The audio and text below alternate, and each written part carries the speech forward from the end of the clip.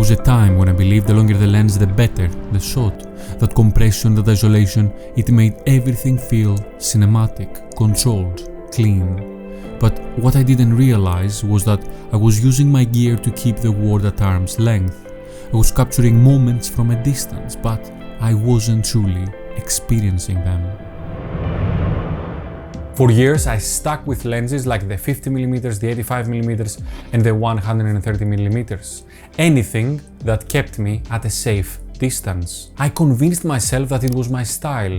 Clean, isolated, intentional. But if I'm honest with myself, part of it was fear. Fear of getting too close. Fear of connection, fear of being seen.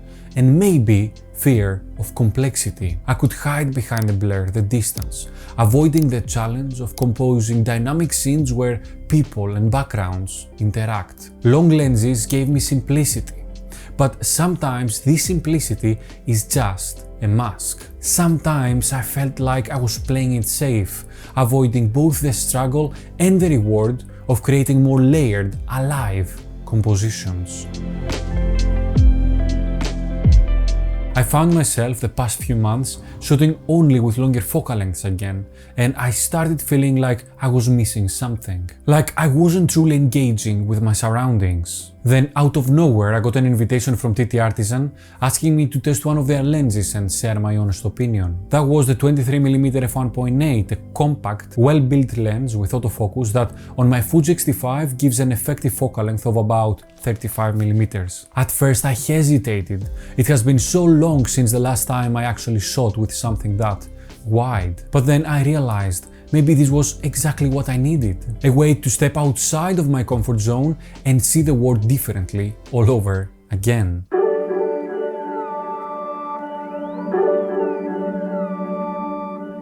The same week I received the lens, I had to head to London. I thought, what better chance to actually test out the lens. I jumped onto the train early in the morning, and while looking outside of the window, I noticed how mist was hovering over the fields, glowing under the first rays of the sunrise. The scene was breathtaking. I pulled the camera out of my bag, eager to shoot. The TTArtisan didn't disappoint. Even shooting from a moving train against the sun, the autofocus was quick and accurate.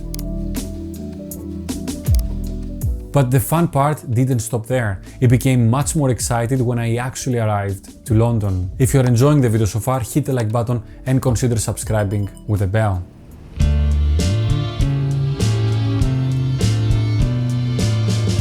When I arrived at Liverpool Street Station, the light was unreal. I started capturing the hustle of people going to work, focusing on the way the light interacted with the scene. I kept my settings at aperture f5.6 and 1:500 shutter speed. The image quality the lens produced was sharp from corner to corner without any noticeable flaws. Even when shooting directly against the sun, something that can be tricky for many lenses, the TTArtisan handled it beautifully, showing only a subtle pleasing flare. It was a challenge I didn't expect I would enjoy as much as I did.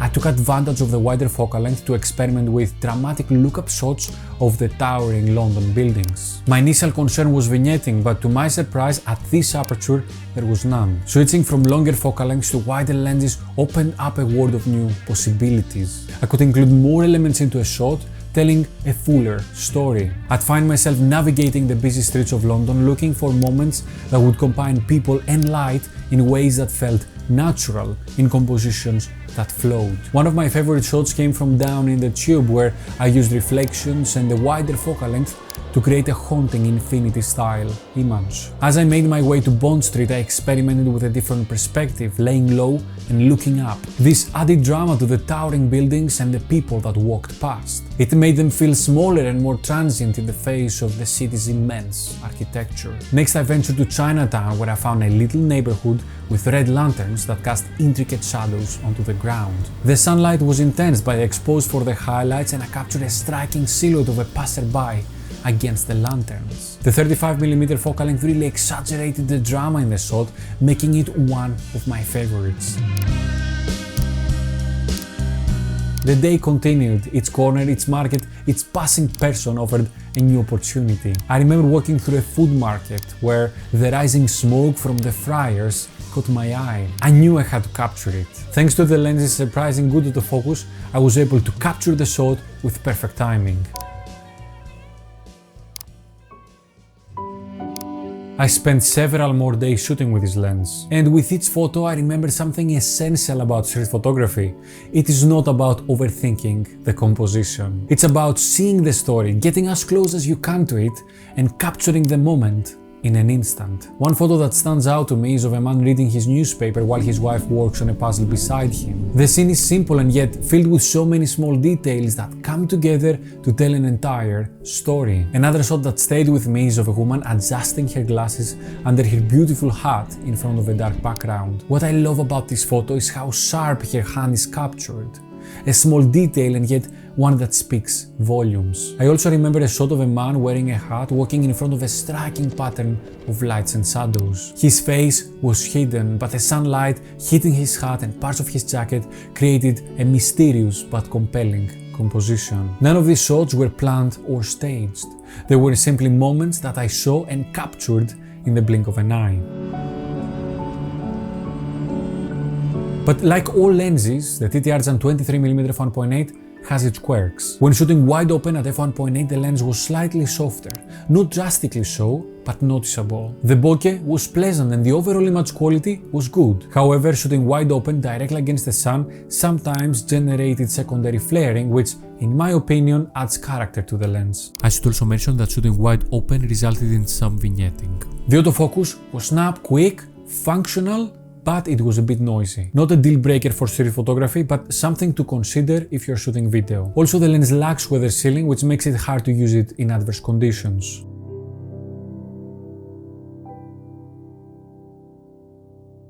So my honest opinion, I really enjoyed shooting with this lens. It reminded me that there is so much more to photography than long lenses and bokeh. It made me see things differently and compose my photos in ways that I had forgotten. That makes it perfect for everyday street photography, but also for environmental portraits. I took a quick one of my videographer/partner, so you can see that it can produce some nice, relatively smooth autofocus background when shooting wide open at f1.8. There are so many different uses I can think about this lens, and for its price, which comes at around $127 at the moment of filming this video, from me, this lens comes recommended. If you are interested to know more about this lens, you can find relevant, not affiliated links down in the description. What is your favorite focal length and what do you think about the 35mm? I would be very interested to know. If you are curious to learn my most valuable street photography tips that I picked up over the last 10 years, click and watch this video next.